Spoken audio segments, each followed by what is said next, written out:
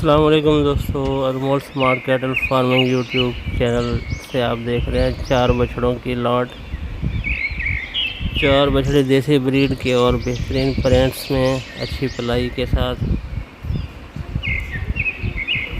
और दोस्तों इनकी जो डिमांड है वो है 6 लाख रुपए। लोकेशन है रहीमियार खान। दिए गए नंबर पे कॉल करके या व्हाट्सएप करके आप बार्गेनिंग कर सकते हैं।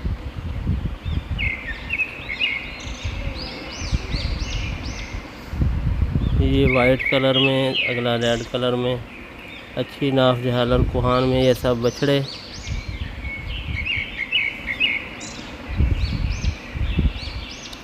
और बाकी 2 जो हैं वो अलग प्रिंट में, एक रेड एंड वाइट में है, एक ब्लैक एंड वाइट में। बहुत अच्छे प्रिंट देखने में जाज़िब हैं, जाज़िब नज़र हैं। तो इसी के साथ इजाज़त। नेक्स्ट वीडियो तक के लिए अल्लाह हाफ़िज़। अस्सलाम वालेकुम।